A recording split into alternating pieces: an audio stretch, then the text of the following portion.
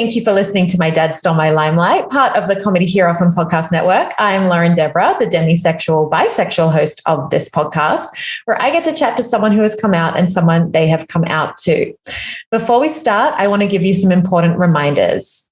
You never owe coming out to anyone. There is no right or wrong time to come out, and you may come out as one thing now and another thing later, and that is okay. Sometimes we do chat about heavier things in this podcast, and they might bring up uncomfortable feelings for you. So please make sure you have the right support around you as you listen, as well as cute pictures and happy queer content on our Twitter and Instagram at MDSML Pod. While you're there, the link in the bio on social media has a list of supportive resources that you may find helpful during or after you listen. This podcast has provided me with healing, hope, and a laugh, and our guests and listeners feel the same. And I love you, and I'm so happy that you're here. So with that, let's welcome this week's guest. They're the creator of the GenderMeowster podcast network, which includes, among many fabulous shows, the weekly Genderful talk show featuring non-binary and trans folks discussing various topics and special interests. They're a self-described comfy, cozy content creator, which I think is just the best. Perfectly describes how I feel about them, that they're a warm hug to be around. And they're my dear, wonderful, loving, kind, wise, beautiful friend who I love very much. It's GenderMeowster. Hi. Howdy, folks. I'm GenderMeowster. I use they, them pronouns. Hi. It's so nice to have you here. Welcome. It's so great to be here, Lauren. It's great to see you, too. It's so great to see you. Oh, my goodness. I had the pleasure of being on your wonderful show, and it's just a beautiful community that you've created. And I would love, because people are instantly going to fall in love with you when they listen to this episode, if you want to tell people a little bit about the community and shows you've created. Oh, yeah, totally. I'd love to. Yeah. So my whole streaming thing started as a tabletop game between friends at the start of the pandemic, more as you like to call it. Your sense of humor is so great, Lauren, by the way. Your like email Substack awesome thing you send all the time. It's like the highlight of my Friday morning. Oh, thank you. It's like how I wake up every morning. I don't read the news. I just read cool things and funny things that Lauren wrote. It's great. Thank you. You're so sweet. Yeah. So my whole deal started as a tabletop role-playing game with friends at the start of the pandemic more. And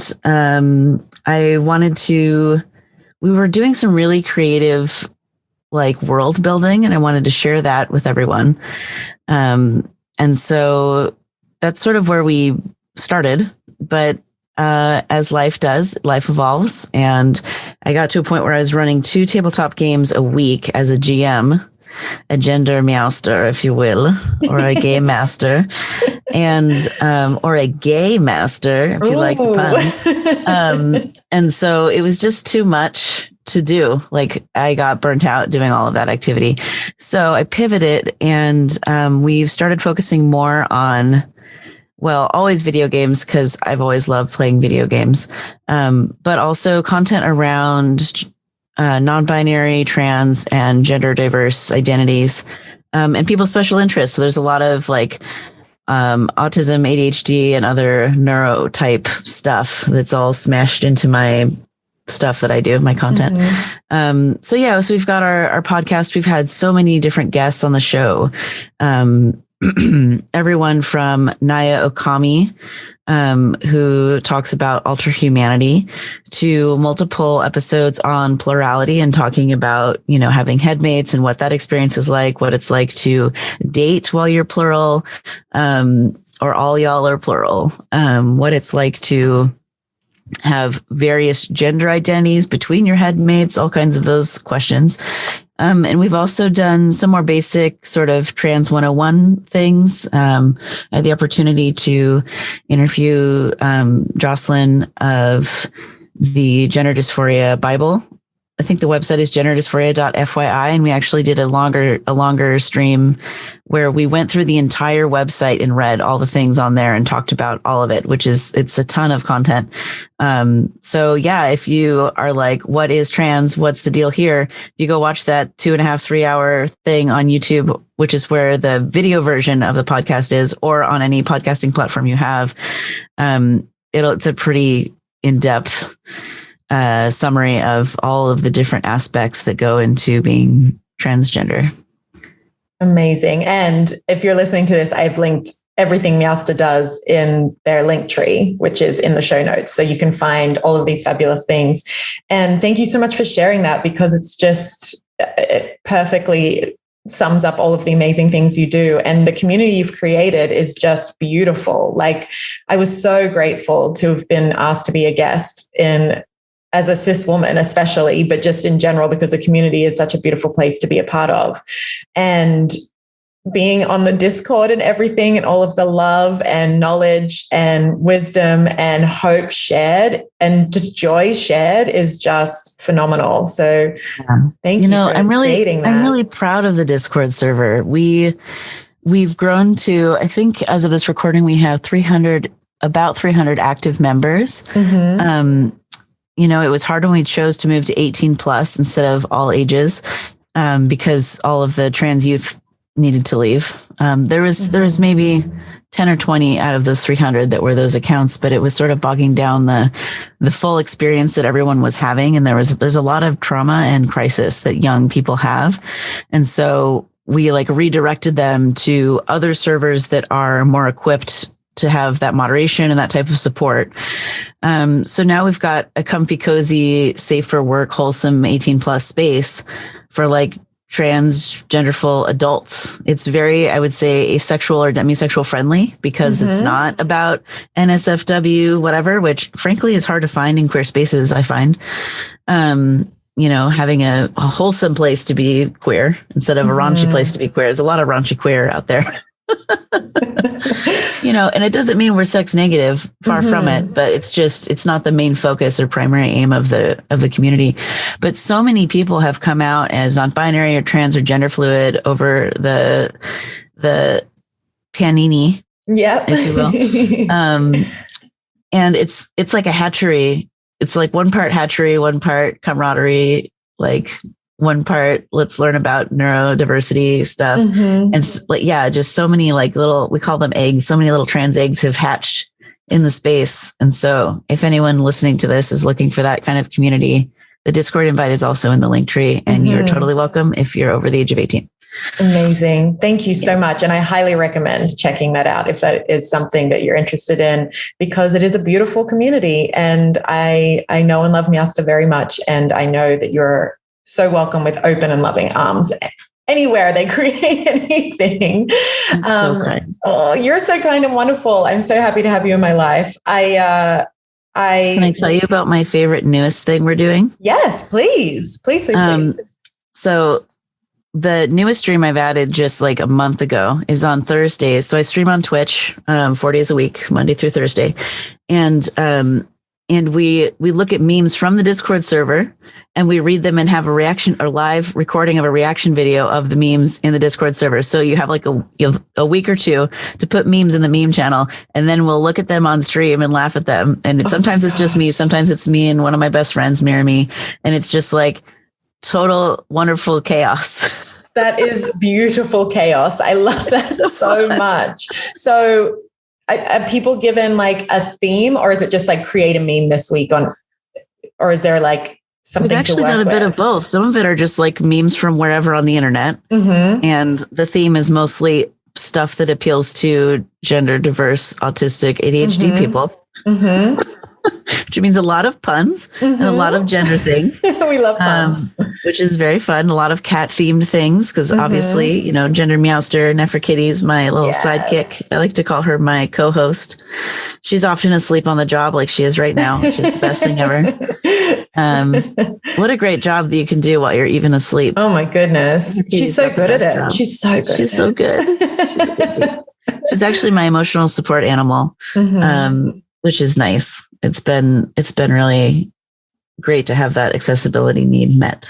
Absolutely. Oh, we love her. We did have a meme contest featuring Neferkitty's face. Well, yes, I do remember seeing that. So that's why I asked. I was like, is there always a theme? Because they were amazing. They were so good. Yeah, we did a little giveaway. We gave away video game codes. So good. Make a meme, win a game. It was fun. It was a good time. What a fun thing. I love that. Thank you for sharing that. I'm curious, when you started creating this community, if it's something that you created because, I mean, I'm sure this is a reason, but is this one of the sole reasons? Is because it's something you wanted in your life and you saw a need for it. And so you decided to make it because you couldn't find it.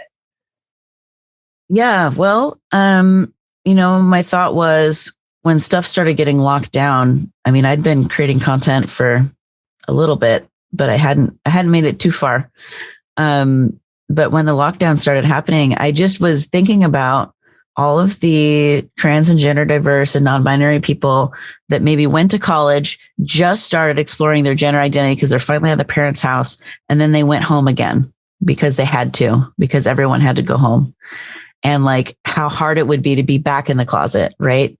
And so this show is all about like, tell a story about when you came out. And so it's like, I'm just imagining all these people who are just starting to hatch and then got shoved right back in their little shells. And so I wanted to create an online space that was safe for those people to support one another and love one another and like validate each other's genders in face of the constant onslaught of like family of origin, dead naming, misgendering, all of that.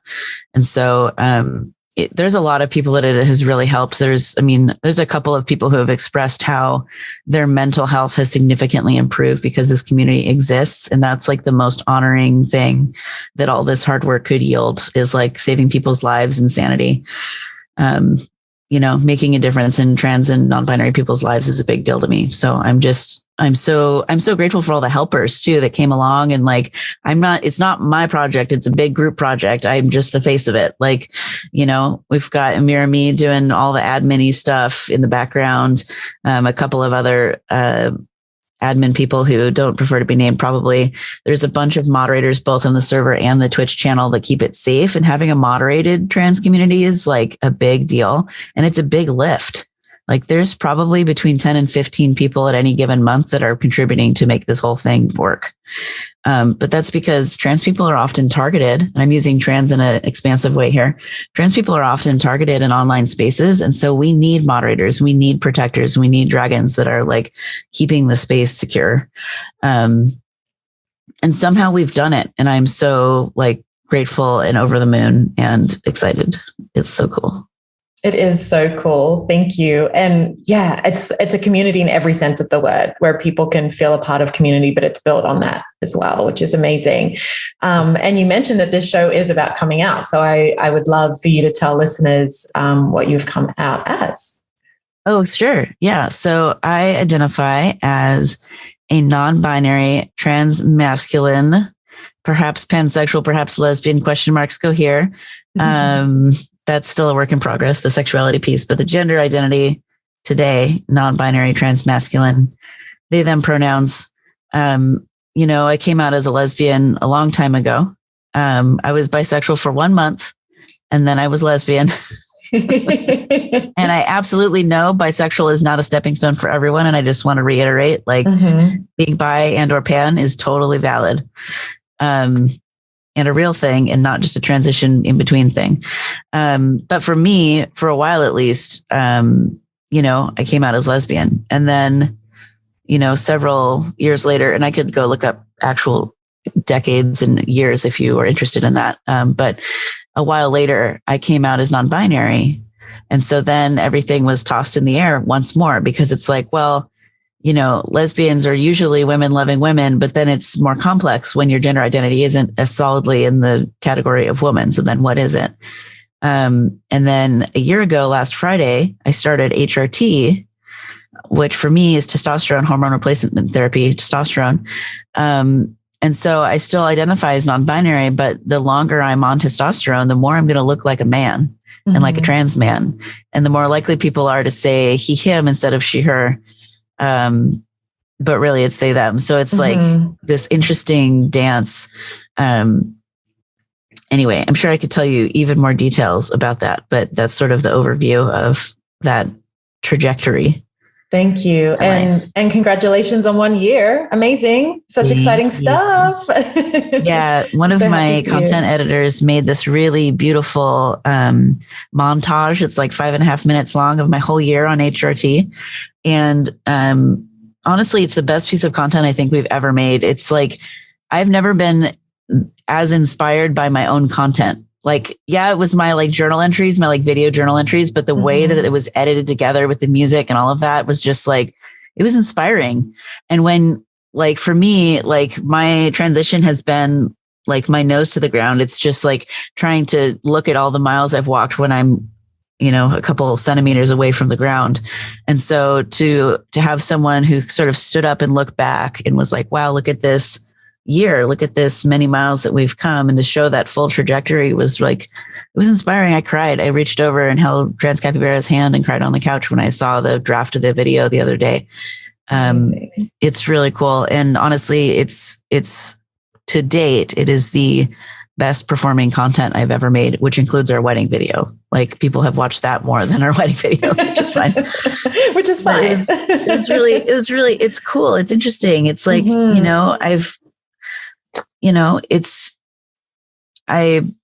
reached a point in my life where I get to be the non-binary trans person who like made it. Like, we talk about it gets better, and I'm the it got better. Like, I've landed in the it got better category, which like makes me want to cry because it's like, I don't know. I just want to tell all trans, gender diverse, non-binary people that it is possible to succeed. It is possible to find a partner, fall in love, self-actualize, like in your body, feel good in social situations, and like acquire a home. Like, that's possible too, and get married and have a joyful, loving marriage that is kind and full of love and no yelling. And like, it's totally incredible. I just wanted to say it's possible. And I had to talk to a friend because we are in this house buying process right now, like this month. And I've never bought a house before. Cappy has, but I haven't. And there's so many people who are trans, et cetera, who are having so much housing instability. Not like they can't buy a house, like they can't find a place to rent. Like, they're so poor, they're going to live in their car on the street, like with their 4 cats and their 2 polyamorous partners. Like, it's just like, it's chaos out there right now. And so I was like, wow, I feel weird sharing this because all these other people are experiencing all of this scarcity and all of this struggle. And my trans friend was like, no, Meowster, like, you have to say that so that people know it's possible. Like, you need to be the example that trans people can thrive. And I was like, wow, you're right. I hadn't thought about it that way before. I'm so glad they said that to you, because seeing happy queer adults in any sense of the word is so important and so necessary. And a big part of what I try to do with this show as well is like talk about any aspect of your experience, but especially know that happy queer adults exist, and that can be your future too. Please. Like, yeah, amazing. I think this is a perfect time to bring in your guest because they've been mentioned. Your guest today is TransCapybara. Hi, so nice to have you here. Hi there, Lauren. Thank you for being here, Cappy. You are Meowster's wife, which I think probably was established a little with what Meowster was saying so lovingly about you.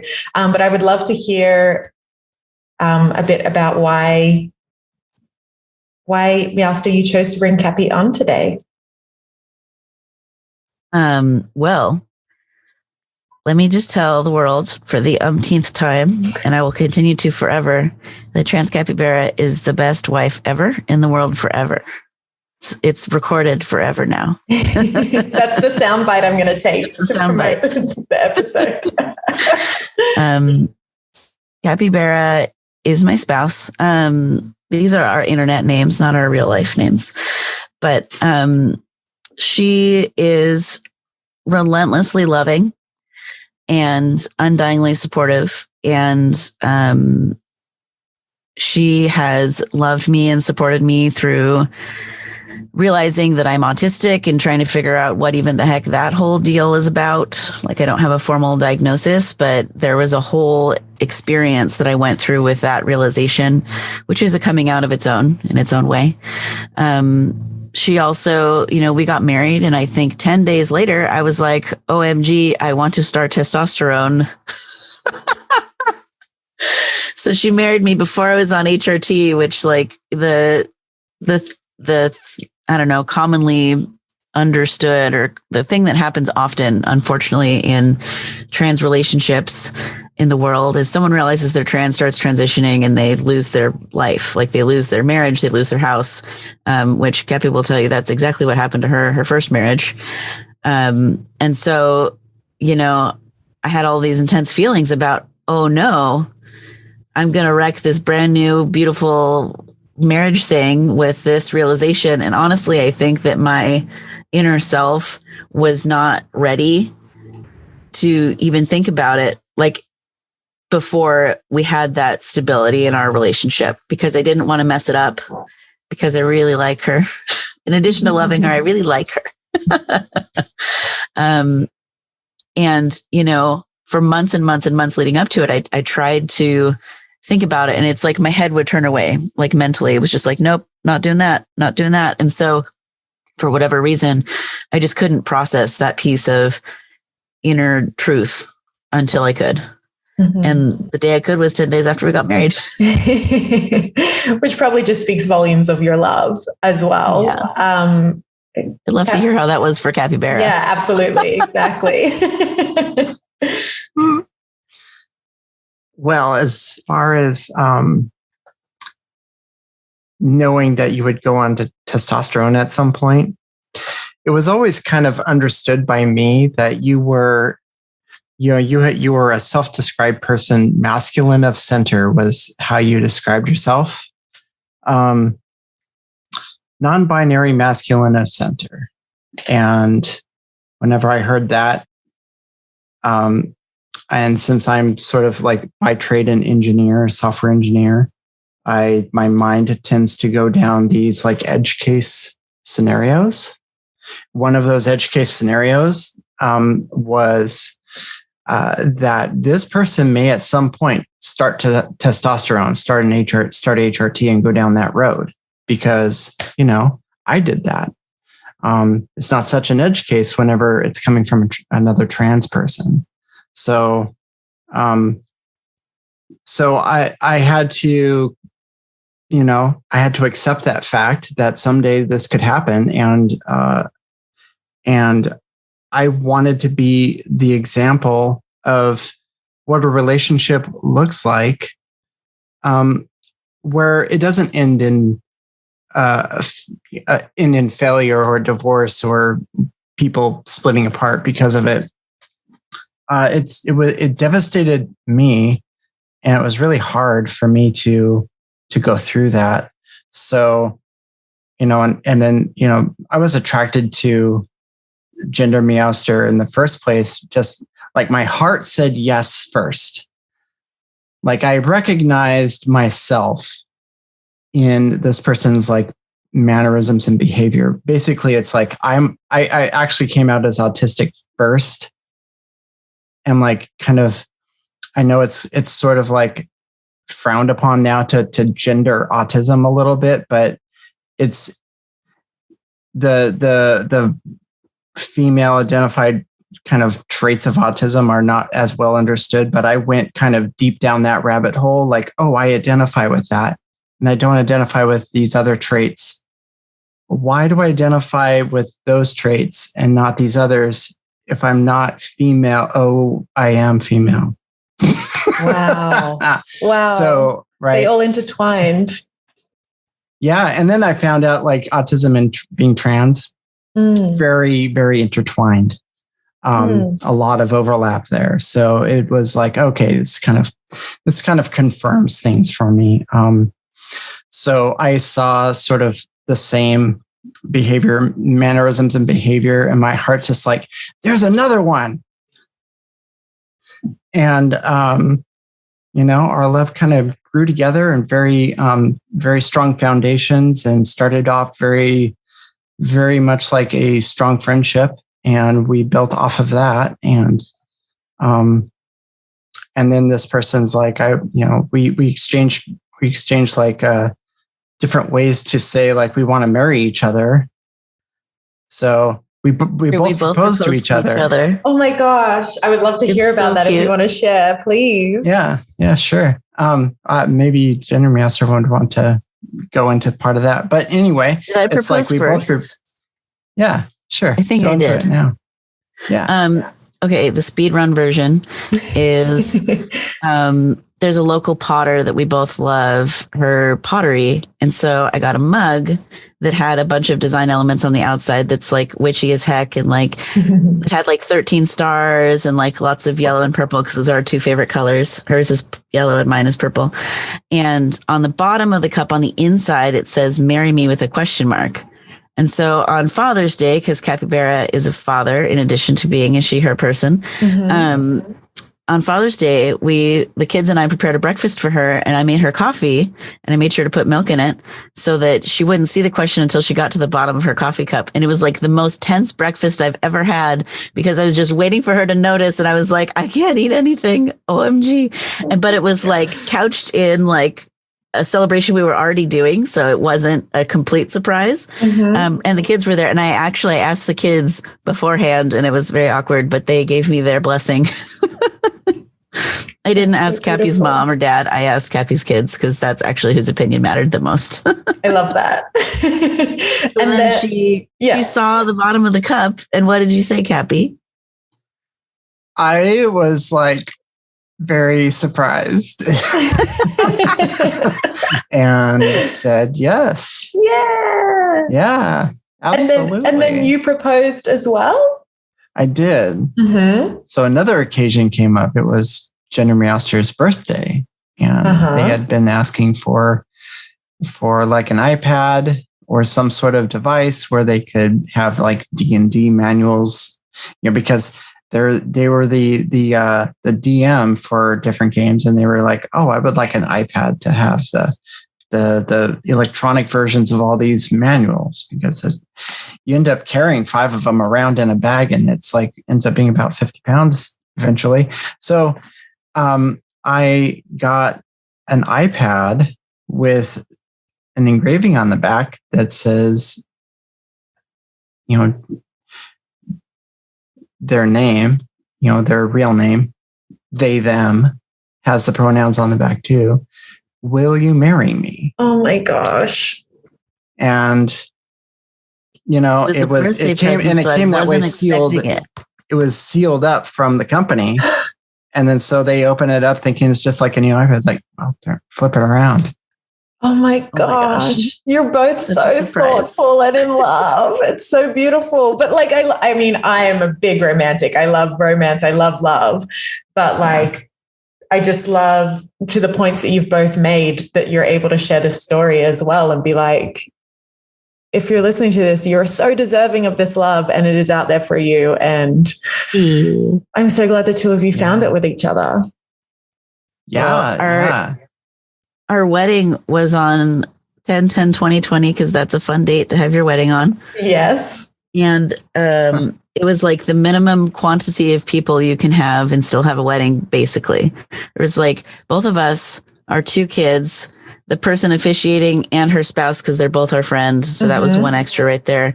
Our one witness, who is my best queer. We didn't have a best man or woman. We had a best queer. Yes. And then my other friend, who is a witness, and her like 3-year-old child. So there were 9 of us total. And you need like, I don't know, 5 to get married. So it was like us and like spouses and kids. Well, you need your officiant and your 2 people that witness it, that sign the paper. That's not you. Of course. So, and it was the height of the panini. And so we had it in a park in the open air, and everyone was 6 feet apart except for me and Cappy. And I think the kids stood next to each other because we're all in the same bubble. And it was like 30 minutes, very pagan. Like we had gluten-free tiramisu for dessert after. And I just showed up in like suspenders and a rainbow umbrella.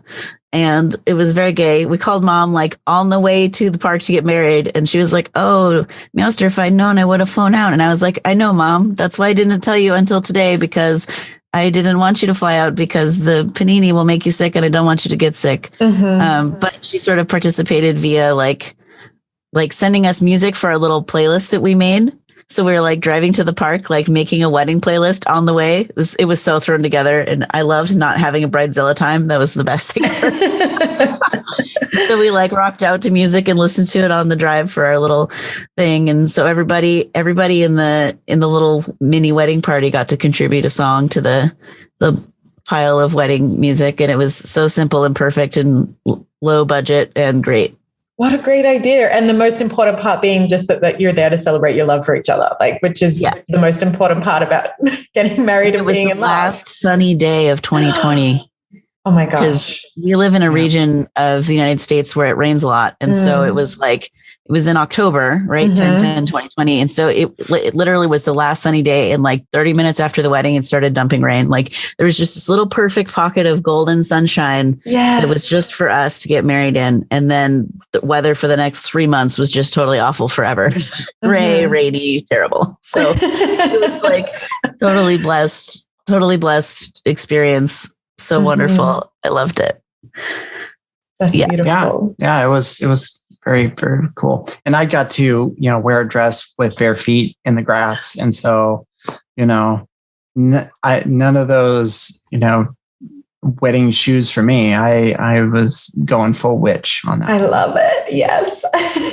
That's perfect. I had no idea, that you both got married during the pandemic. I don't know why I never thought about the timeline, but yeah, that's perfect. You went for it all heart, all in. Well, part of it was we had some anxiety about the upcoming political events in the States, because he who shall not be named was up for re-election and stuff was going weird. And, frankly, as trans people, with all of the anti-trans feelings people in the US have in general, we were scared of people getting radicalized and doing physical harm to us. So we wanted to have legal status connecting us to each other. So if we needed to flee to another country, like your fair Canada, we could have that legal status connecting us so they would be less likely to separate us or whatever. And so it really felt like we were like holding tight in a life raft, like preparing to flee for our lives. For me in that moment, I think Cappy was a little more grounded about everything that was happening. But I mean, this was before all those very alarming things happened in January, like, 3-4 months later, where people with guns went to the Capitol and stormed the building. And, like that energy was around and it was intense. It was all consuming. And so, we originally planned to get married on 4-3-2-1 because that's our favorite number reversed. We like 1, 2, 3, 4. Every 1, 2, 3, 4, we think of each other and tell each other we love each other if we're awake. And yeah, so that was our original plan. We were going to have these like this lesbian couple that's been pre-stexing like weddings and they've been together for 25, 30 years. And we wanted that like loving good energy at our thing. And then just with the political climate right then, it felt more important to have that legal status together. But yeah, it was a whole time. So we had to tell mom that she wasn't invited to the wedding because it was happening that day. And that was another coming out. It's just the coming outs are ongoing. It never ends. But yeah. I thank you for sharing that as well, because what a joyous and beautiful day, but with reasons behind it that aren't, and not that there were the only reasons behind it, but these are things that lots of people don't have to think about in their day-to-day life. And I think it's an important yet unfortunate reminder that like these things are every day for some people. And we don't. I am fortunate enough that I don't have to think about that every day. And so many people are like that, and others don't get a choice. Yeah. Well, when you're BIPOC or gender diverse, your personal has become political. Mm-hmm. And so because the personal is political, sometimes it's important to talk about politics. Mm-hmm. If someone is governing your body, right, especially like with abortion rights and any sort of medical decisions about your own body, like, unfortunately, you have to get into talking about what's real and like needs, and you have to get loud and stand up for yourself, because there's a lot of oppressive forces out there that are trying to hold people down. Especially whenever they're trying to take trans issues and make it political for their own political gain, which we're seeing a lot of right now in different states around the country.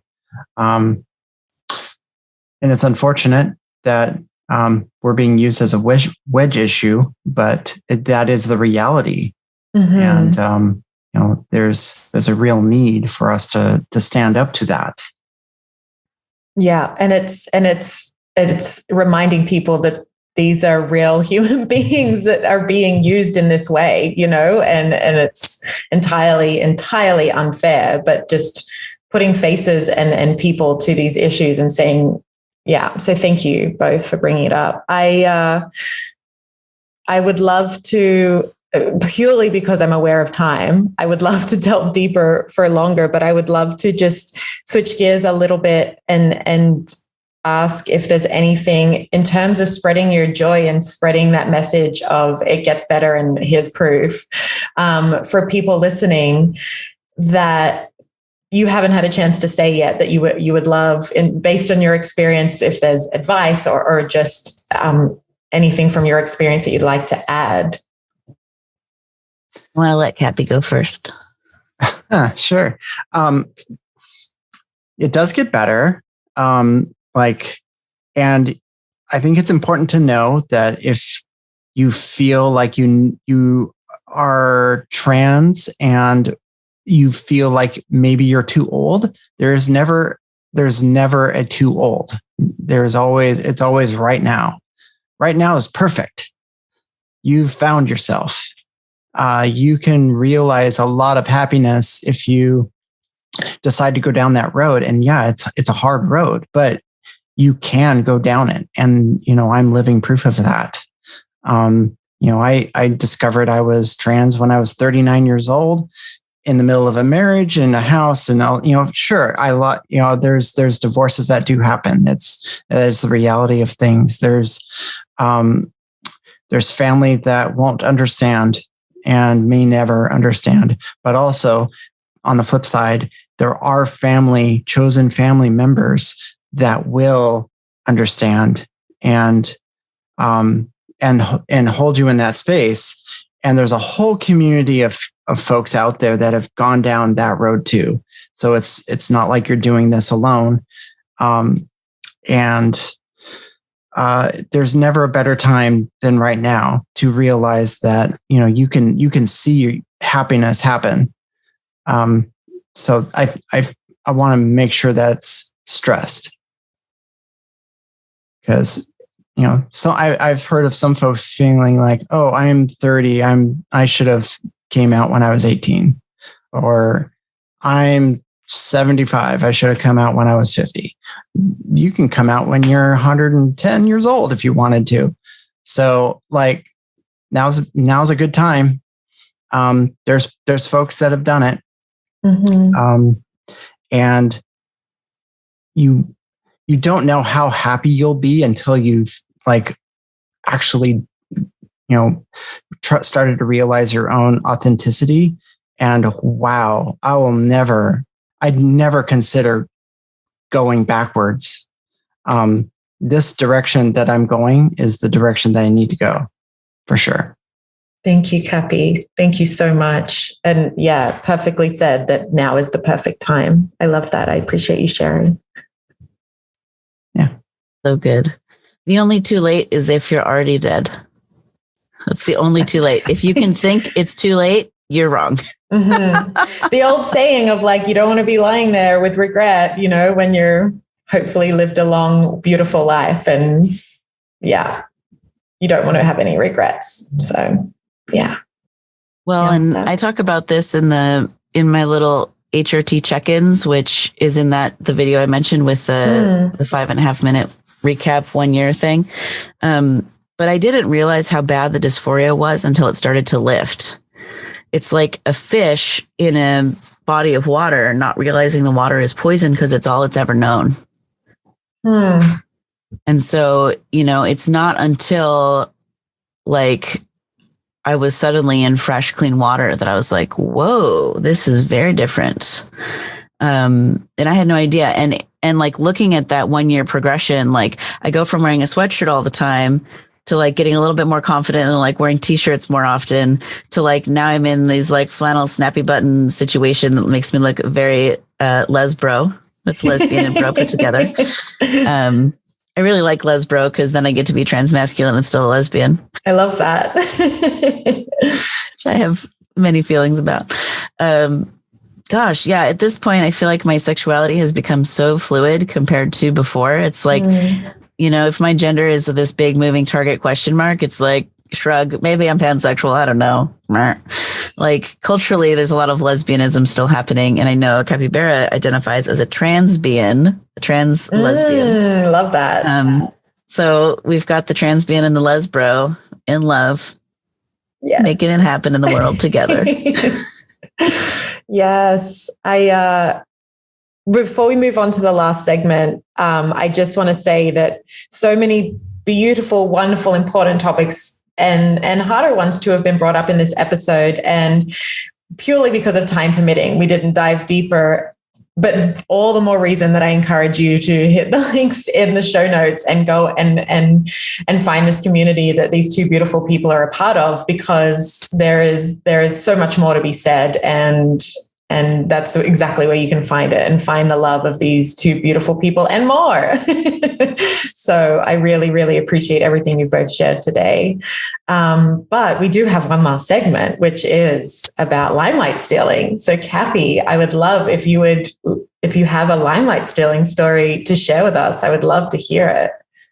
I can, yeah, sure. And I can sort of laugh at it because it's been so long ago, but it was kind of devastating at the time, a little bit.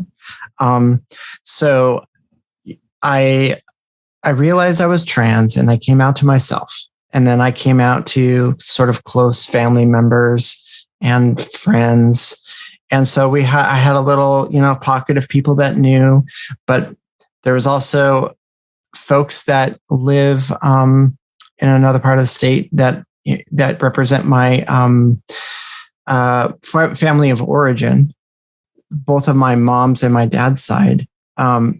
And I hadn't come out to any of them yet. So I spent the time and wrote like this really comprehensive coming out letter, 10 pages long, probably way too long. But I felt like I owed them an explanation of like what I was doing, because it was like so out of the ordinary for them that I felt like they needed to get like to hear my coming out, but also kind of educate and also answer questions. And so it ended up being a 10-page long essay. And I was proud of it. I was proud of this essay. And, people, close friends of mine and therapists and things have read it and like, oh, wow, this is really good writing. So I was so proud of it that I put it out on Facebook. And it was like not public. It was within my friend group on Facebook, which involved like people from my high school and the town that my dad lived in too. Well, one of those people, I don't know who, took that 10-page coming out letter, printed it out, took it to a bar that they knew my aunt hung out in, and like passed it around as like, hey, look at this person. Ha ha ha. They're coming out. And my aunt got a hold of it and called me and like, your coming out letter is making it around your hometown. And you need to tell your dad right now. I'm like, okay. So I called my dad up on the phone, and I had actually written this letter and stashed it in his house on the visit before, like maybe a couple of weeks before. It was already there because I wanted him to read it at some point. Well, it's like, go find the letter at this location in your bookshelf and read through it. And, I want to I wanted to handle this very delicately. So basically I had made plans to try to like drive to my hometown to do this in person because this seemed a little rushed. It's like very rushed. It was like not, I wanted to control this a little bit more than it did. So I had to basically do damage control whenever I drove to my hometown, because my dad told my grandfather and my grandmother before I could do that. And then they were like horrified, and they had gotten into they like to make fun of people. They're kind of mean. And so they were making fun of like Caitlyn Jenner's coming out, like kind of openly. And so they were comparing me to her coming out. And I'm like, this is like completely different. It's like everyone has their own story. And so there was a lot of damage control, a lot of like not really understanding, and kind of messy. And they really haven't, and they really haven't accepted me either. And so there was a lot of grief, kind of like processing, like, well, I'm just going to have to let them do their thing. Mm-hmm. And I will have to just move on with my life. And that's kind of what I've had to do. So basically, someone stole my limelight by outing me before I could out myself. So there's that. Oh my gosh. Thank you for sharing that. My goodness. And it sounds like definitely with time and with grief, you've realized this too, but it says so much more about the person who shared this than anyone else. And also, the people's reactions, their kind of tunnel vision to the world to only be able to compare you to this one quite famous person and assume that all experiences are the same. But thank you so much for sharing that. And ultimately, I'm so glad that you're out and proud, and this beautiful woman that you are today in front of me on the Zoom screen. I'm so glad for Meowster bringing you into my life, because she's great. Obviously, I know Meowster. Yes, Cappy is the best. I'm the Everyone best. wants That's to right. steal my life. And now I just four distinct people that have like, offered to steal my wife away from me, what? not knowing the other one has said that. Yes. It's very popular. Everyone, quite openly, they're like, if you weren't married yet, I'd totally snap you up. I'm like, is it my cooking? It's your cooking. It's your handiness with constructing things. It's your engineering brain. It's your loving, kind nature. It's your stability, steadiness, and like predictability, because you're not chaos. You're like serenity embodied. You're the opposite of chaos. That's why when we were trying to find your internet handle, I was like, we should call you Capybara, because like capybaras are just like really stable, cuddly buns. And it's such a good little bean. Also, we established before we started recording, I want to add to that list, you have a wonderful sense of humor, because you were making us giggle quite a bit with your puns and the conversation. So our house is full of dad jokes. I love that. That. My stepkids have a house with two dads and a house with two moms. So we've got the dad joke house, and then we've got the perpetual go ask your mom house.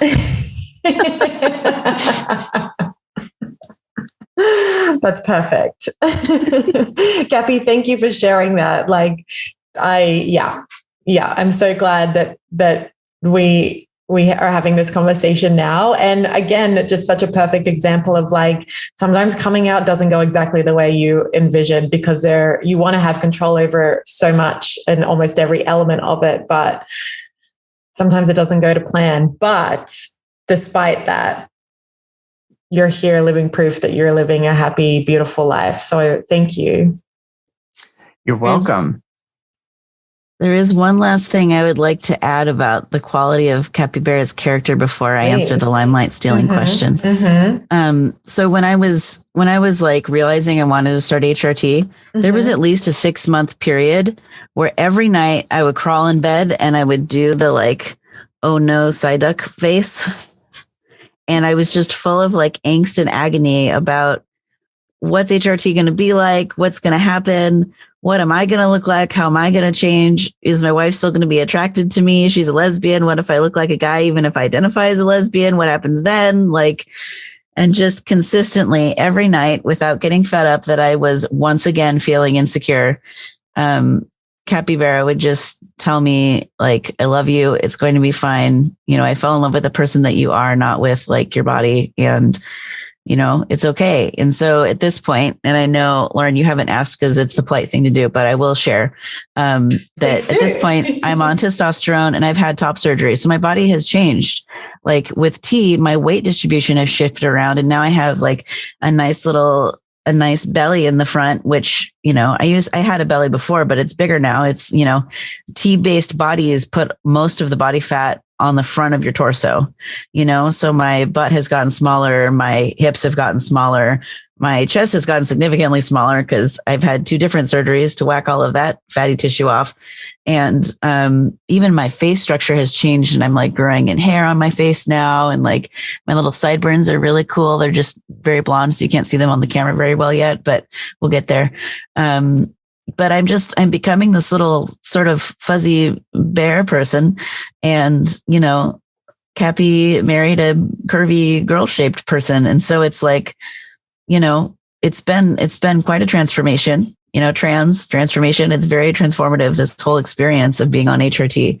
And like, not one time did Capybara share insecurity or doubt or like, I don't know if I'm going to be attracted to you anymore, which like, you know, I feel like if she had said that, like, I love her so much, I might have not started HRT because like my connection to her is so important to me.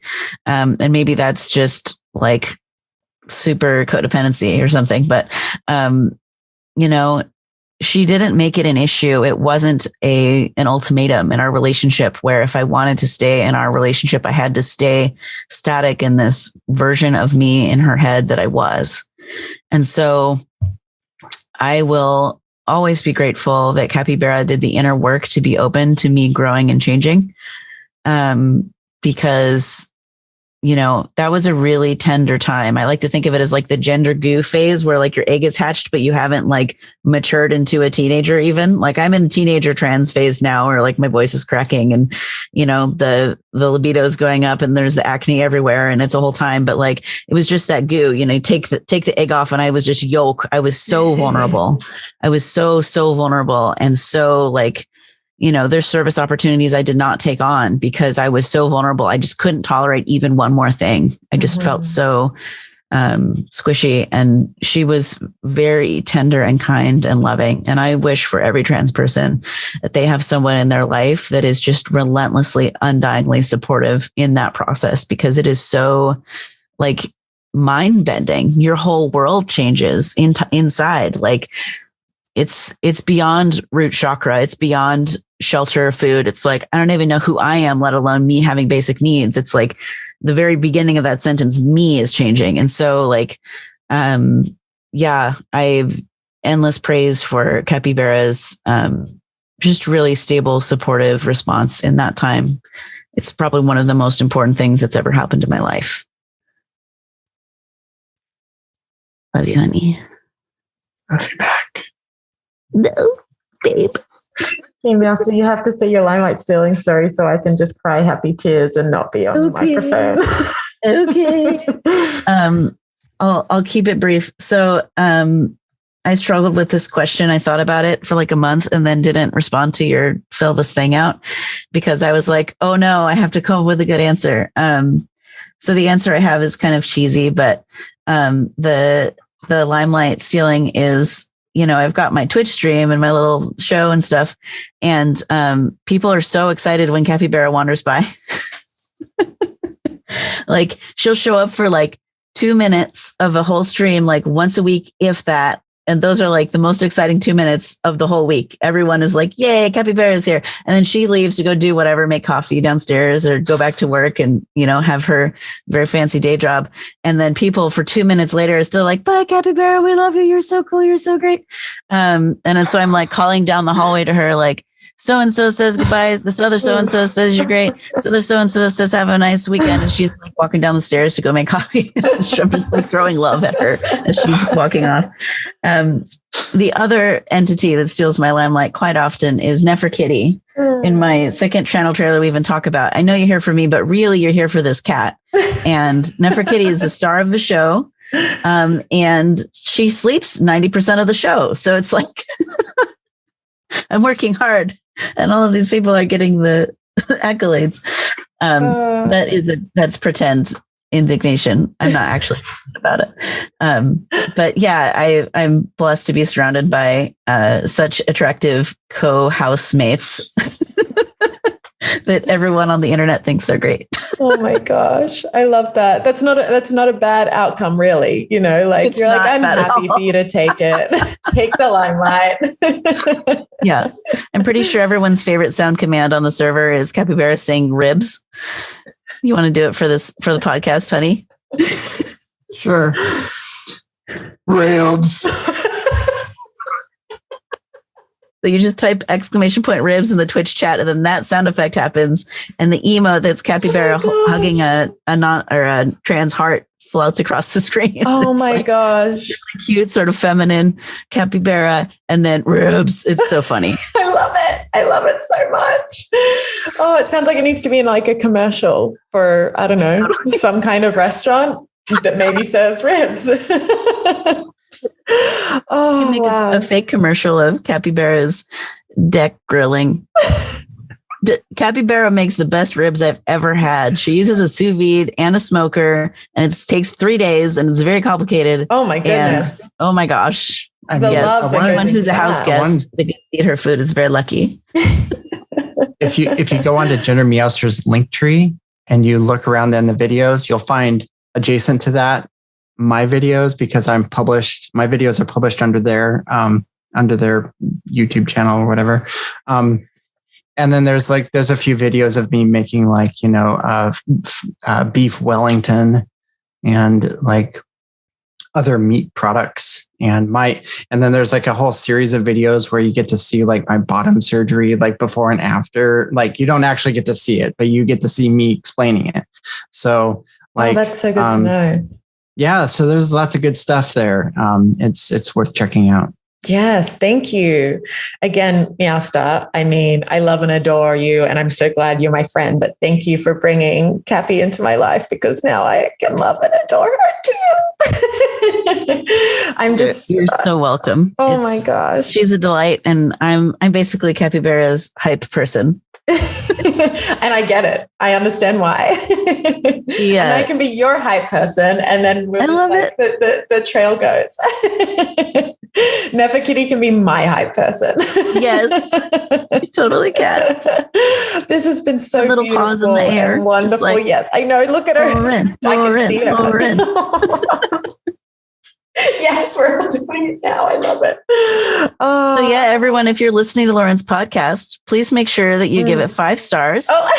Leave a comment if you can, and text it to 5 of your friends. That's your assignment. Oh my gosh, bless you. Tell everyone how great Lauren's show is, because it is great, and it's a lot of hard work to edit this stuff, and it's a pretty thankless job, and it's a beautiful offering. So if you like uplifting stories around gender and sexuality, please support Lauren. And probably there'll be an end card that says this too, but I'm saying it because I'm going to be Lauren's hype person right this second. Oh, thank you. Thanks for stepping in on Neferkitty's behalf, who's sleeping on the job. You're right. As being Totally sleeping on the job.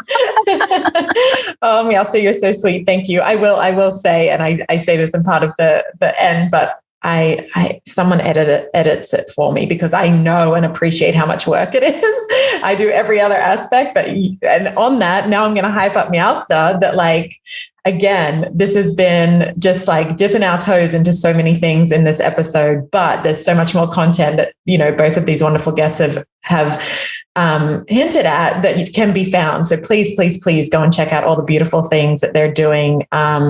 Because thank you both so much. That's it. That's our episode. And I love and appreciate you both so much. Now I will say my little spiel, of which Meowster did such a great job. So I'm going to skip over some of it, because I'm not going to take anyone's limelight. I know when someone's done it and done it well. Did I steal your promo, Limelight? No, I love it because I feel like a broken record sometimes. So like, I'm like, oh, thanks so much. But yes. You can have my handsome voice tell people to give you 5 stars. Oh my gosh. I'm going to take that and use it. Maybe I'll just like get them to edit you into the end of every that's episode. fine. You can do that. But on top of everything that's already been said, basically just to reiterate that the more you share, the more we get to share stories of happy queer adults. And that's really important. So thank you so much for everything that was said. If you want to contact the podcast, the email is mydadsstolemylimelight@gmail.com.